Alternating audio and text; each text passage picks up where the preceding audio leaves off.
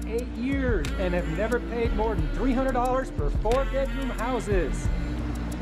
Hey, how do you like that?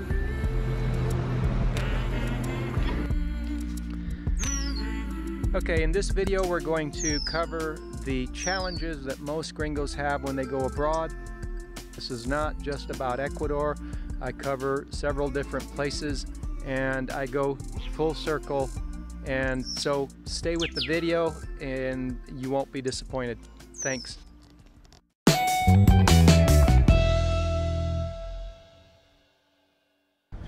As I see it, one of the biggest challenges that gringos have is that they're on that side of the pond.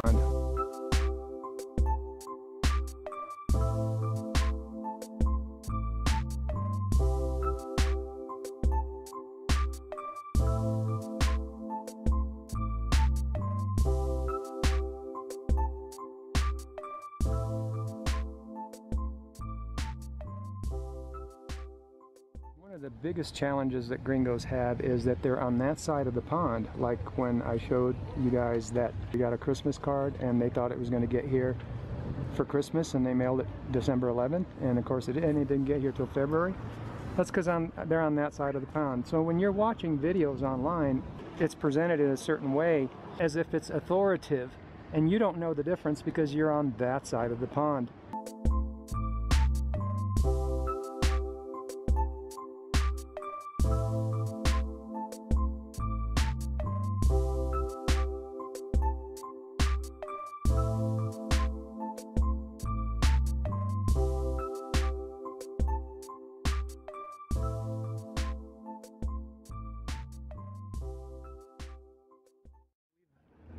Exposed the hype of the Ram magazines. We've been doing it all along for going on 8 years, and we will continue to do so. And we don't follow them around or anything, but when something really screams at me like it's really over the top and just outrageous, I tend to tackle it. You know, do the Ram magazines go to Venezuela? No, they don't go to Venezuela, so we don't talk about Venezuela. Do they go to Panama? Yeah, they go to Panama. We've been to Panama. We don't pick on any particular Ram magazine. We're just exposing the hype. Where else do they go? Do they go to Europe? They try to go to Europe. Do they go to Colombia? Yeah, they go to Colombia. Do they go to the Dominican Republic? Yeah. So we got more to say about that too. So we're not going to stop talking about these outrageous pumping campaigns that the Ram magazines engage in. That's our channel. We've been doing this for going on 8 years. I don't put anything behind the Patreon because I'm hiding anything from you. On the contrary, my goal is to create even more value for my supporters. That's my whole goal. If it was up to me, I would just give it all away. Okay guys, we're at it again. Yeah, this channel might be qualify for a Cuenca restaurant review. It's lunchtime and we're having another $3 almuerzo. You know that's what we're gonna do. In this video we're consistent with the other videos we've made, like the biggest mistake gringos make video, where we said basically that, you know, gringos think they can just go on a forum, but it doesn't really matter whether it's a forum or Facebook or YouTube, and they think that that's the price. But you see, the gringos have a challenge. They have a big challenge because they have a language barrier.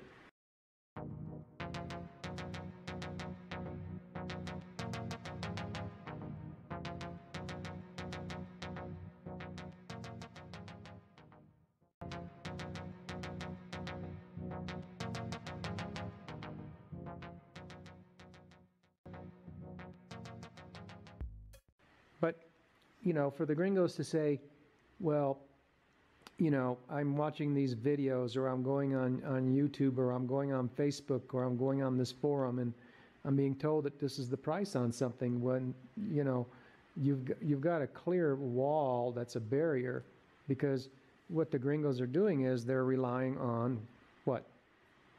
They're relying on other gringos. And other gringos are not, I mean, look, I don't have to tell you, I could just show you. You know, they're not a good source when it comes to prices because of the language barrier. They never will be. You know, I mean, we met a retired couple that the guy was a language teacher all his life, and he spoke like, I don't know, I don't remember, 3 or 4 languages, and he was quite fluent in Spanish. And these people, they're gringos, but they're the rare minority gringo that understands that, you know, you go there and you just listen. You listen to the Ecuadorians and you learn from them. You know, you learn from the Ecuadorians. And saying that, I guess I'm saying that, yes, even though we look like gringos and we sound like gringos, we don't act like your average gringo, because that's what we do. We listen to the Ecuadorians and we get our information from the Ecuadorians. We're not getting it from other gringos, and we're giving it to you, you know, and we're getting it straight from Ecuadorians. But have that. And she gets 2 drinks. Looks like ají. Sopa, gracias. I love this soap. Yeah, we had lunch here with our friends. If you're watching this, you'll remember D and E, their initials. When it was California Kitchen. Hey, we're thinking about you. Here's another thing that gringos think. Gringos think that, well, I'll just hire an Ecuadorian to run around with me or whatever the case is. And we are acquainted with Caucasian Ecuadorians that will not shop at Feria Libre because they will tell you themselves that they get gringoed. You know, they'll tell you, well, I don't shop at Feria Libre, I get gringoed. Even though they speak Even though they're born and raised Ecuadorians. They're full 100% Ecuadorians, but they're Caucasian. You know. And so, you know, it's really challenging for the gringo. I feel for the gringo. You know, I mean, I'm trying to help the gringo understand something. Okay.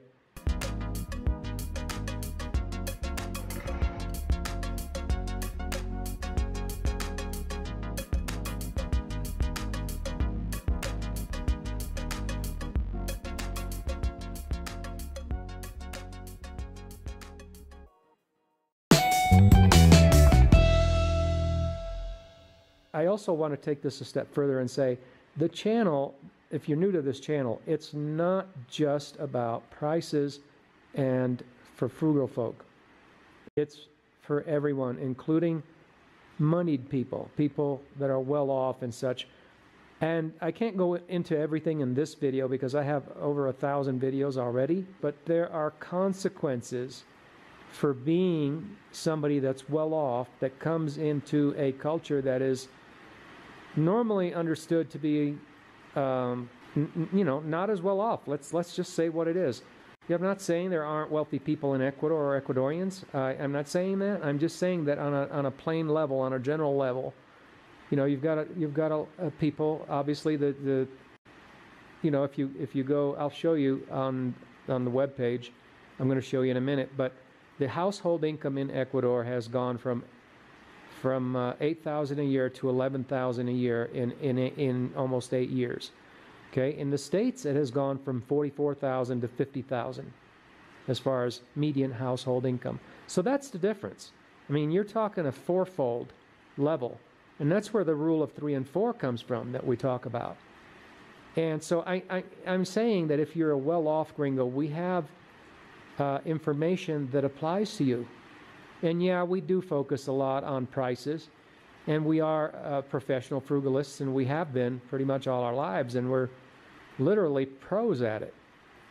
But even if you're not, you need to understand what you're getting into, and we go into the details of what you're getting into when you are a person of means that comes into a culture that has barely 1/4 the median household income of where you come from. And if you're a well-off person, your household income was much higher than the median. Okay? You know that your household income could be much, much higher than the median. And so the disparity between what you have and what the average Ecuadorian has is even larger for you. And so it makes even a bigger difference. And there's a lot of ramifications to that, or a lot of repercussions to that, you know, because when people come down here and pay, you know, a household income, what's understood to be Ecuadorians' household income, and they just pay that just in rent. And that's happening in all of these Ram magazine places that are being pumped in. I'm going to get on here and show you what I'm talking about in a minute.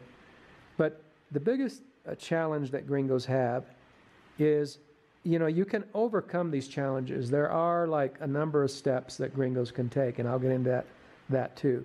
But the first step is, we've talked about language, but we're not trying to tell people that they have to become fluent in another language if it's difficult for them.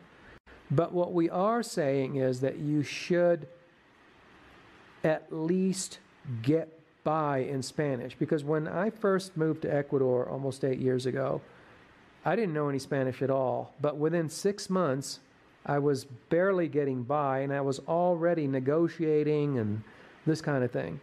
And just listening to the Ecuadorians, within 6 months to a year, I pretty much was getting right in the middle of the culture on their level, on the language level.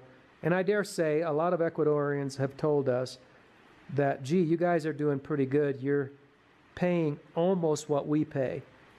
And I figured that we're probably about 10% higher than what the Ecuadorians, and in many cases we're right at what they pay, but sometimes we're at about 10% higher. Whereas the gringos, they're at 300% higher than what the Ecuadorians are paying all the time. You know, case in point, you go to Coral Centro and you pick up a package of shiny, the stores, they're just doing this in all these places. Eventually the same thing happens. They start putting shiny packages, like the chia seeds, for example. It's a health product. And I get my chia for $1.30 for a big bag. I mean, what is that? They're really light, so it's probably a pound bag. But you go to these stores, and they used to sell it cheap, but now it's like $5. You know, so $1.30 to $5, that's 400%. You know, so and it comes down to everything: the rent, the food, the this, the that, the restaurant meals.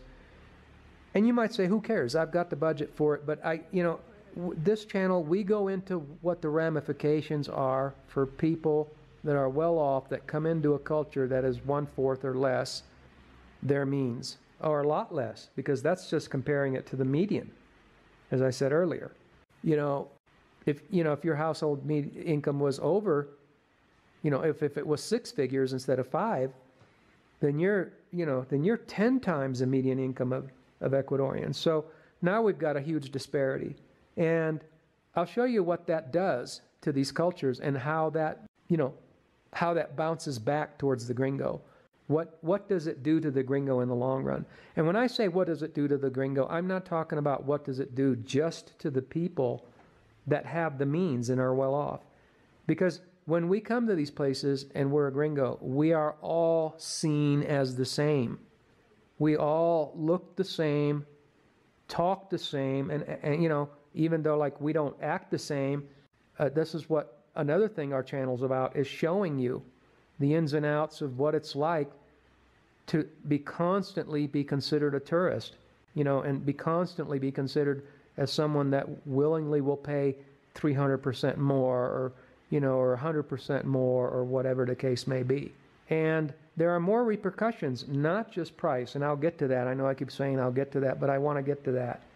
And so if you'll stick with me on this, I'm going to show you what I'm talking about, because there are so many things to talk about, so many things to say, and I think that when you're on this YouTube thing where you're making all these videos, and the message is sort of piecemealed out, maybe every 20 videos you put some really meaty stuff in there, and so I just want to get to the bottom of the foundation of what we're all about. Obviously, we're still here after almost 8 years, so clearly we love Ecuador. There's a lot of positives here. The channel is not designed to be a discouragement to anyone. On the contrary, a lot of people come here when they see that they can, try to work their way outside of the tourist pricing and make it and be able to live here, because it's a big challenge. Briefly, I'm going to show you what I was saying earlier. And I'm going to show you the benefits of getting your information from gringos on social media. Here we see that Ecuador, hope you can see it, is at 11,000 as a median income, while the United States has gone up to 57, which is actually almost 5 times. Now, when we talk about medians, there is a skew when we go abroad, because in North America we have a middle class that, although it's, some say, shrinking, it is a fairly large portion of the population, whereas when you go abroad you'll see a little bit or even a lot more of a skew, where you'll have very small portion of people that are extremely wealthy, we would call them 1%ers, and then you have a very large portion that is very much a lot lower than this median. And so when you add that together to get a median, you know, that can be a skewed number. So what I'm saying is that a lot of people are going to be living on a lot less than what this says is the median. Okay, so let's take, for example, right here, I hope you can see it, $300 tiny rooftop apartment in Vietnam. And this apartment, what you don't know, if I was just a gringo, these are gringos making videos on YouTube, I just want to show you, and you see $300, at least he's honest, tiny. It's like 300, you're going to see 300 to 500 square foot apartments, and you know, yeah, they're furnished, and some of the buildings have pools and gyms, and some don't. But whatever, you're going to see a lot of these places called luxury because they have a gym or a pool, and yet they're in 300 to 500 square feet. This one is only $300 because, listen to this, you have to climb up 6 flights of steps with no elevator. So, but then you've got the others that are like, this one's $560 per month luxury. Now this apartment is barely 500, 600 square feet, $560 plus utilities. So what I'm saying is, when you look deeper, you'll see, you know, luxury apartment, 600. A lot of these people, not to pick on Thailand or any particular YouTuber, my point is that when gringos rely on other gringos, what they're getting is skewed. These prices, these gringos in Thailand, they can't even stay in Thailand for more than 30 days without having to renew their visas. So these are short, extremely short-term tourist apartment rentals. So these are not Thai prices. You know, if we go here to the Thailand medium household income is around $1,400 a month. So, you know, in developing countries, distribution goes heavily towards family and children and such. So, yeah, they're not going to be paying $500, $600, $700 for 300 to 500 square feet. Okay, that's what I'm trying to tell you here. You know, they're going to need to get 3 to 4 bedroom houses. And if the foreigners start coming in like they do, and they start paying $500, $600, $700, you know, $800 for 500 square feet, then what are the 3 and 4 bedrooms going to go for? You know, so, but that's my point, that when you get your information from other gringos, you know, you're going to get information passed to you that isn't really local information. Here's another example. You know, here's a video about Panama City neighborhoods, and I'm going to get to really quickly, because the video is getting a little long, the consequences of this for quote-unquote moneyed people. Because you can say to yourself, well, I've got the money, I can live in the best neighborhoods, I want to live in Panama, whatever, and you go to Panama City and you see, and this is just gringos, and this happens to be Ram magazines, and again, we're not picking on any particular person, and it's not to disparage anyone. What we do in our videos is we give you principles that you can run with, and part of the principle is that we have ideas here, and the ideas are, as we have stated, is that when you get your information from other gringos, there are consequences, and what can you do about it? We'll get to that in a second too. But this is about Panama's best neighborhoods, and I've already filtered through it for you. You can go watch it later. But basically, this is what it's talking about. It's calling this particular neighborhood a Panamanian middle-class neighborhood, it's calling it. and yet we see rents of $4,500 a month, $2,200 a month, you know, $2,400 a month, 1,800. This one's more basic, no pool, nothing fancy, and it's $1,800 a month. The bottom line is that, you know, we've got people on our channel that complain about being in New York and California and paying $2,000–3,000 a month. Well, why don't you just come to tropical New York right here in Panama and pay the same amount? So, you know, and then to call it Panamanian middle class, I mean, you know, come on.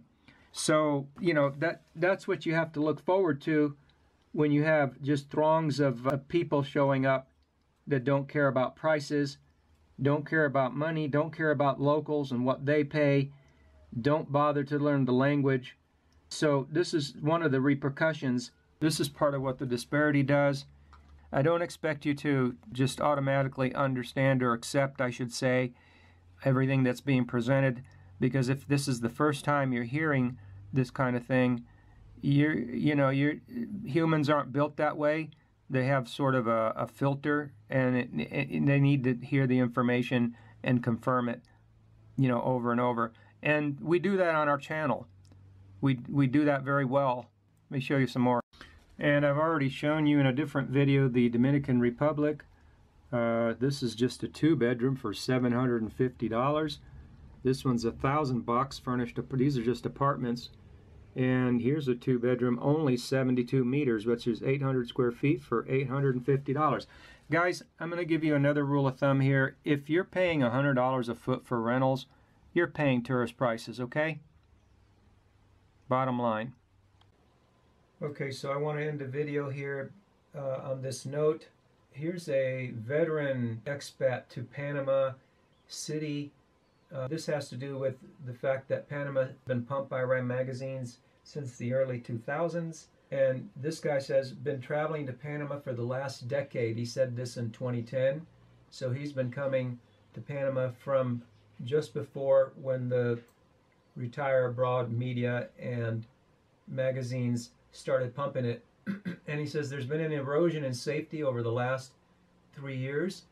The locals attribute it to an influx of Colombians and other Central Americans. Now, you will always hear this when you go to these places. It's always the neighboring country.